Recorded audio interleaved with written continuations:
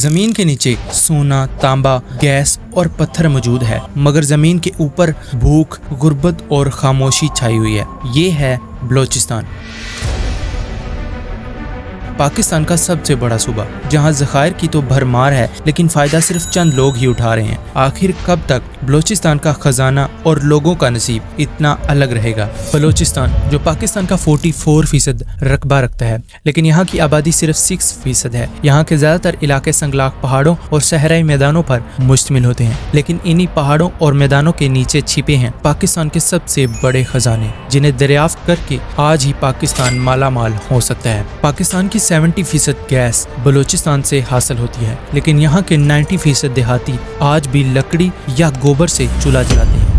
यहाँ मौजूद हैं अहम मादनियात, जिनमें आता है सोना और तांबा। सोना और तांबा हमें रैकोडेक और सैंडक प्रोजेक्ट के जरिए हासिल होता है। इसके बाद आता है कोयला, जो कि डिकी यानी कि लोरा लाई ब्रोनाई में शामिल है। इसके बाद आता है गैस, इसके बाद क्रोमाइट, आयरन एंड मार्बल और संगे मरमर शामिल है। आइए अब बात करते हैं रैकोडेक और सैंडक प्रोजेक्ट की। रैकोडेक बलोचिस्तान के जिला चागी में वाक़या है, जहाँ अंदाजन 5.9 अरब टन तांबे और सोने के ज़खायर मौजूद हैं। 1993 में एक टैटियान कॉपर कंपनी के साथ मुआहदा किया जाता है, लेकिन मुकामी कवानीन और रियासती रवैयों की वजह से इसमें तनाज़ा शुरू हो जाता है। 2011 में सुप्रीम कोर्ट ने ये मुआहदा खत्म कर दिया था। इसके बाद टैटियान कॉपर कंपनी ने आलमी सालसी अदालत में पाकिस्तान के खिलाफ केस दायर कर दिया था और 2019 में पाकिस्तान पर 5.8 अरब डॉलर का जुर्माना आयद हुआ था। अब ये मंसूबा बैरिक गोल्ड नामी कैनेडियन कंपनी के हवाले कर दिया गया है, जिसका वादा है कि वो मुकामी लोगों को रोजगार देगी, लेकिन जमीनी हकायक कुछ और ही बताते हैं। आइए अब बात करते हैं सैंदक प्रोजेक्ट की। सैंदक प्रोजेक्ट 2002 में जारी किया जाता है, जो चीन की मदद से चल रहा है। यहाँ से हजारों टन तांबा निकाला जा चुका है, लेकिन देरा सैंडक आज भी साफ पानी, तालीम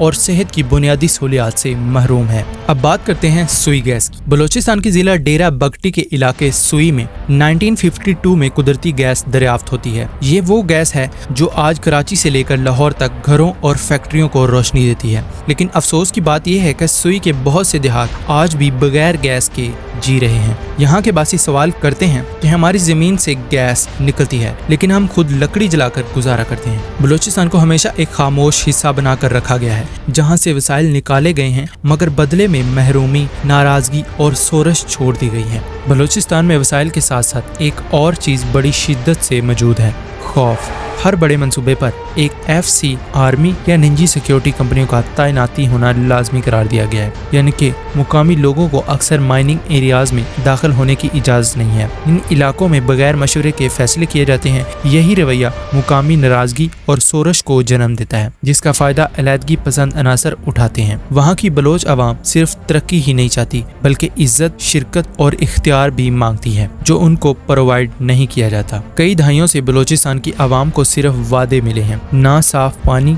ना तालीम, ना सेहत, ना ही रोजगार। एक वहाँ के मुकामी रिहायशी अकबर खान बताते हैं, मेरे वालिद ने सैंदक प्रोजेक्ट में मजदूरी की। आज मैं भी यहाँ एक मजदूर हूँ, लेकिन हमारी गली वही कच्ची है, स्कूल अब भी बंद है। अब एक नौजवान लड़की कहती है, मेरे भाई को कंपनी ने रोजगार का वादा किया, आज वो कराची में मजदूरी कर रहा है। ये आवाजें चीख रही हैं, लेकिन कोई सुनने वाला नहीं है। माहौलियाती तबाही और सेहत के मसाइल। माइनिंग का अमल जमीन के सीने को चीर देता है,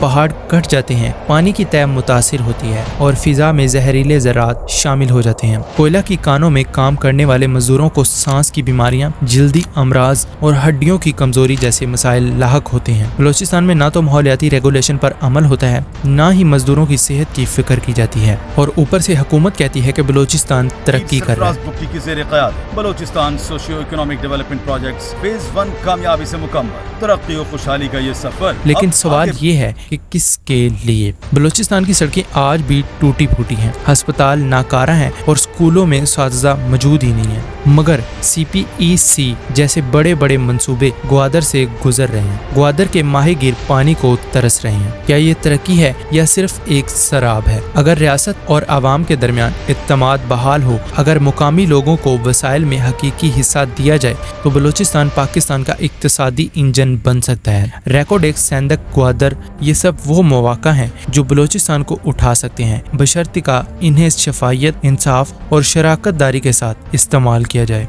अब यहाँ पे बहुत बड़ा क्वेश्चन उठता है कि आखिर ये खजाना किसका है? बलूचिस्तान के खजाने सिर्फ मादनियात नहीं हैं, ये उम्मीद, तरक्की और पाकिस्तान का मुस्तकबिल भी हैं। मगर जब तक इन खजानों पर सिर्फ ताकतवरों का इख्तियार होगा और असल वारिस यानी बलोच अवाम महरूम रहेगी, तब तरक्की एक ख्वाब बन जाएगी। बलूचिस्तान का सोना तब ही चमकेगा जब इसके लोग भी चमकेंगे, यानी कि लोगों को वो सहूलियात मुयस्सर हों जो वो चाहते हैं। सोचिए, समझिए और आवाज़ उठाइए। बलूचिस्तान पाकिस्तान है, इसे भूलना खुद को भूलने जैसा है।